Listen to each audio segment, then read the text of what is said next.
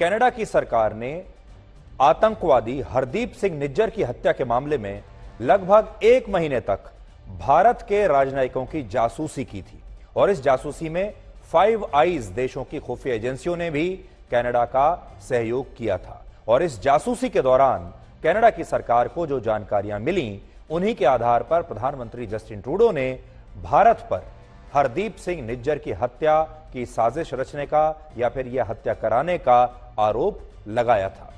यानी ये एक बहुत बड़ी खबर है कि ये सारी खुफिया एजेंसियां जो कि कनाडा की हो सकती हैं, अमेरिका, ब्रिटेन, न्यूजीलैंड, ऑस्ट्रेलिया जैसे देशों की, ये भारत के जो हाई कमीशन है उसके स्टाफ पर नजर रख रही थी, निगरानी रख रही थी और उनकी जासूसी कर रही थी। अब ये कितना सही है, ये रिपोर्ट कितनी सही है, आज हम आपको यही बताएंगे। लेकिन इस खबर की जानकारी कनाडा की सरकार ने खुद नहीं दी है।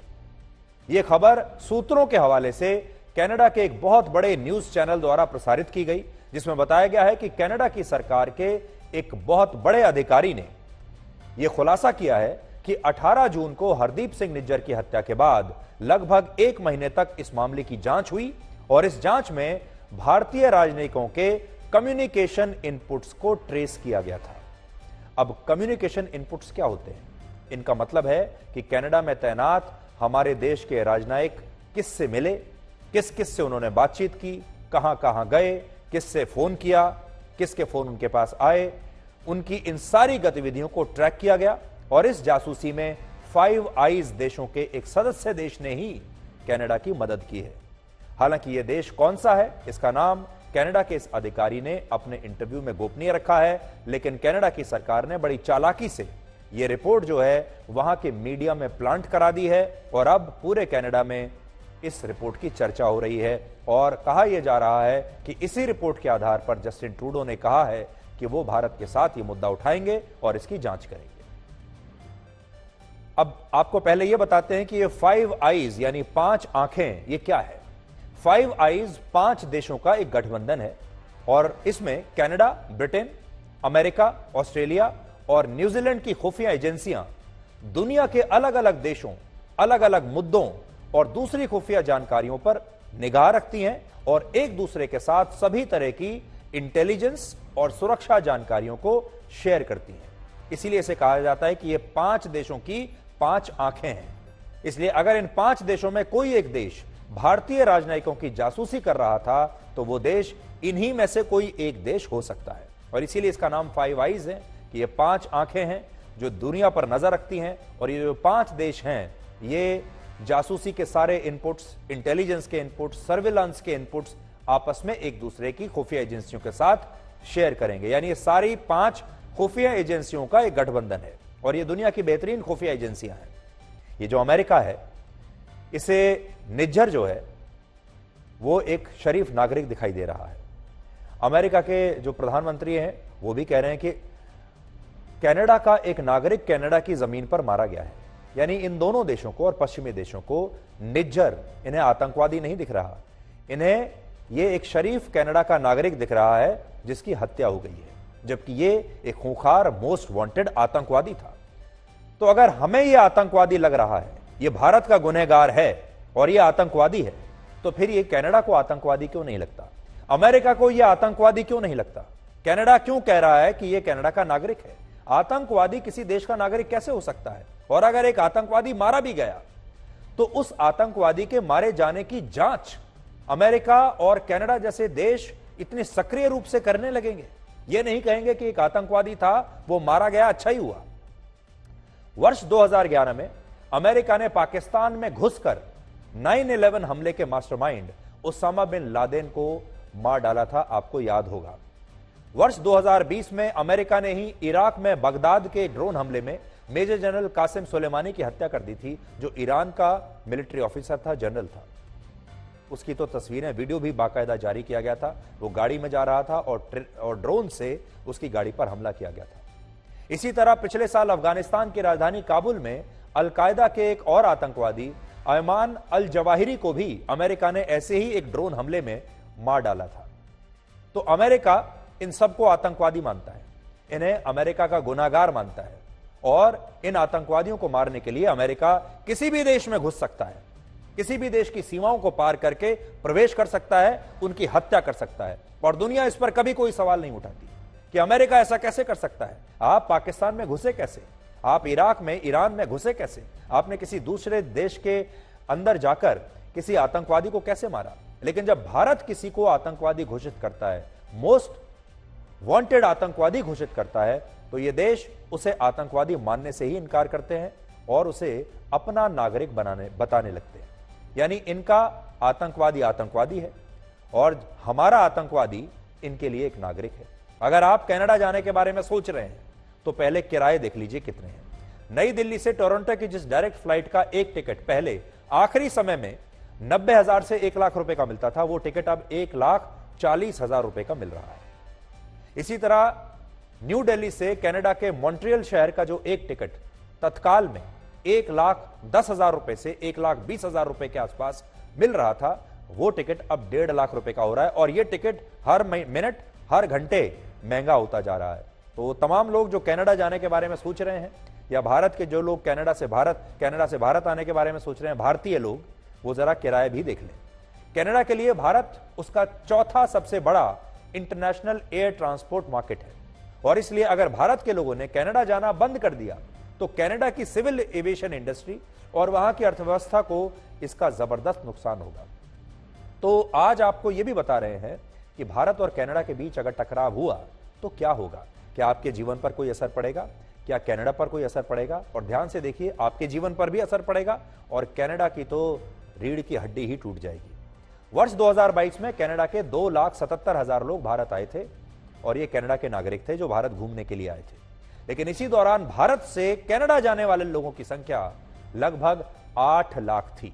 यानी कनाडा की तुलना में भारत से 3 गुना ज्यादा लोग हर साल कनाडा जाते हैं। और इनमें पर्यटकों के साथ साथ बड़ी संख्या में छात्र भी होते हैं, बिजनेसमैन होते हैं।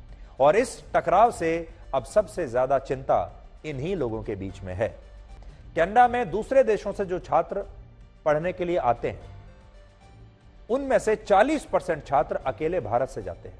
और ये भारतीय छात्र कनाडा की अर्थव्यवस्था में हर साल 2.5 लाख करोड़ रुपए का योगदान देते हैं, जिससे कनाडा की अर्थव्यवस्था को मजबूती मिलती है। सोच लीजिए, 2.5 लाख करोड़ रुपए तो हमारे देश के जो छात्र हैं यही कनाडा की अर्थव्यवस्था में हर साल डाल रहे हैं।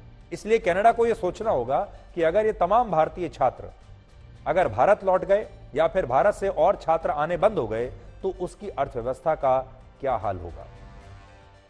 इस टकराव से कनाडा को भारत के साथ व्यापार में भी बहुत बड़ा नुकसान होने की आशंका है। कनाडा के प्रधानमंत्री जस्टिन ट्रूडो ने भारत के साथ ऐसे समय में फ्री ट्रेड एग्रीमेंट पर बातचीत रोकी और भारत ने भी रोक दी जब भारत के साथ कनाडा का ट्रेड 500 करोड़ रुपए प्लस में चल रहा था। कनाडा पूरी दुनिया में भारत को मसूर की दाल निर्यात करने वाला सबसे बड़ा देश है और वर्ष 2022 और 23 में कनाडा ने भारत को 4,85,000 टन मसूर दाल बेची थी। तो अगर आप मसूर की दाल खाते हैं, जो कि मुझे यकीन है आपके घर में भी मसूर की दाल जरूर बनती होगी, आप खाते होंगे, तो हो सकता है उसमें से आपको पता भी ना हो वो दाल भी कनाडा से ही आती हो। अब आपके जीवन पर क्या असर पड़ेगा ये देख लीजिए। फिलहाल भारत में 1 किलोग्राम मसूर की दाल की कीमत लगभग 100 रुपए के आसपास है। लेकिन अगर कनाडा के साथ हमारा ये व्यापार प्रभावित होता है तो मसूर दाल की ये कीमतें भविष्य में बढ़ जाएंगी, मसूर की दाल महंगी हो जाएगी और इसके पीछे कनाडा का हाथ होगा। इसके अलावा कनाडा भारत को MOP फर्टिलाइजर निर्यात करने वाला दुनिया का सबसे बड़ा देश है। यह फर्टिलाइजर यानी खाद फल देने वाले पौधों और कई तरह की सब्जियों की खेती में इस्तेमाल होती है। इसलिए अगर इस खाद के निर्यात पर इस टकराव का असर पड़ा तो कुछ सब्जियों और फलों की कीमतों पर भी इसका असर पड़ेगा और भारत में छपने वाले अखबार भी इससे प्रभावित हो सकते हैं। कैसे? कनाडा भारत को हर साल 2.5 लाख टन न्यूज प्रिंट यानी अखबार के लिए इस्तेमाल होने वाला कागज बेचता है, जिससे हमारे यहां अखबार छपते हैं। हालांकि अगर भारत की बात करें तो हमारा देश कनाडा को हर साल लगभग 3,500 करोड़ रुपए की दवाइयां और मेडिकल इक्विपमेंट्स निर्यात करता है और कनाडा का जो हेल्थ इंफ्रास्ट्रक्चर है वो भारत के इस निर्यात पर काफी हद तक निर्भर है। इसके अलावा कॉटन फैब्रिक्स यानी कपड़ों के लिए, जो सूती कपड़े हैं, उनके लिए भी कनाडा की सरकार भारत पर काफी निर्भर रहे और हर साल 500 करोड़ रुपए से ज्यादा की फल और सब्जियां भी हम कनाडा को भेजते हैं। इसलिए भारत के लिए कनाडा जरूरी है, ये तो सच है, लेकिन कनाडा के लिए भारत उससे भी ज्यादा जरूरी है। कनाडा के पास भारत का कोई दूसरा विकल्प अभी नहीं है। जस्टिन ट्रूडो हार जाएंगे अगर आज चुनाव हो। इस सर्वे में सिर्फ 31% लोगों ने कहा कि वो जस्टिन ट्रूडो को प्रधानमंत्री के तौर पर पसंद करते हैं, जबकि ट्रूडो के प्रतिद्वंदी और कनाडा में विपक्ष के सबसे बड़े नेता पियर पोलिवियर को 40% लोगों ने प्रधानमंत्री पद के लिए अपनी पहली पसंद बताया है। यानी जस्टिन ट्रूडो आज हार रहे हैं। ट्रूडो पर यह भी आरोप लग रहे हैं कि उन्होंने भारत के खिलाफ हरदीप सिंह निज्जर की हत्या का मामला इसलिए उठाया क्योंकि उन पर कनाडा में चीन और रशिया जैसे देशों से आर्थिक मदद लेने के आरोप लग रहे हैं।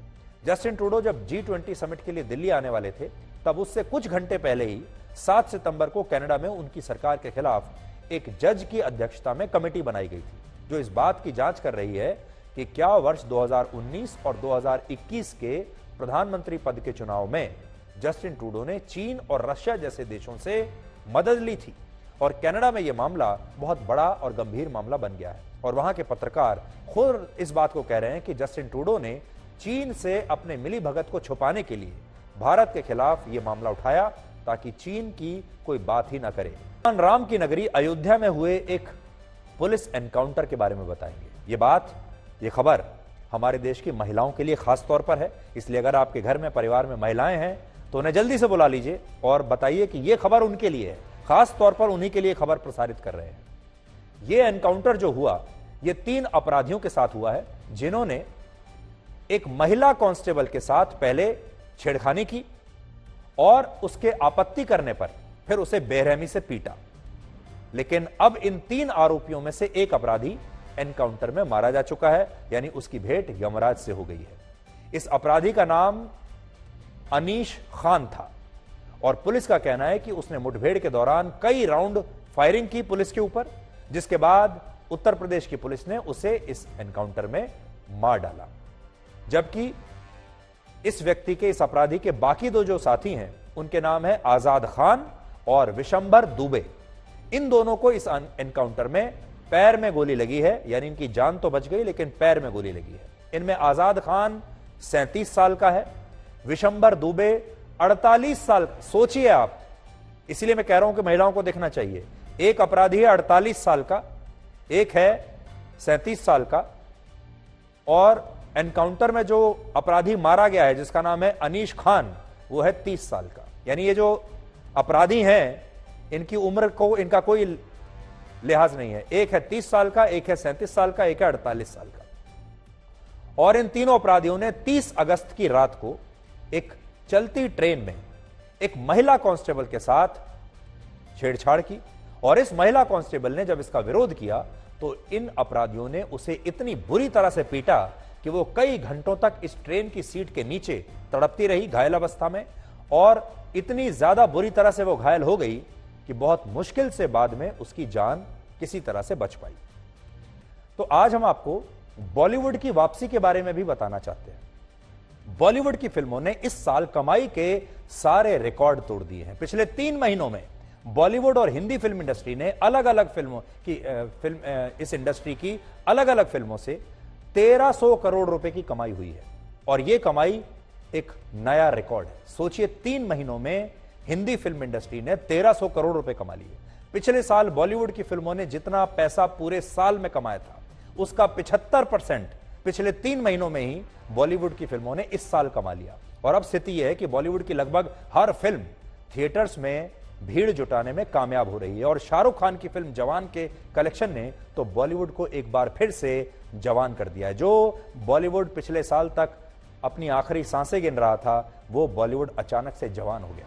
सिर्फ 2 हफ्तों में जवान वर्ल्ड वाइड 900 करोड़ रुपए कमा चुकी है, और यह हम आपको आज के लेटेस्ट आंकड़े बता रहे हैं।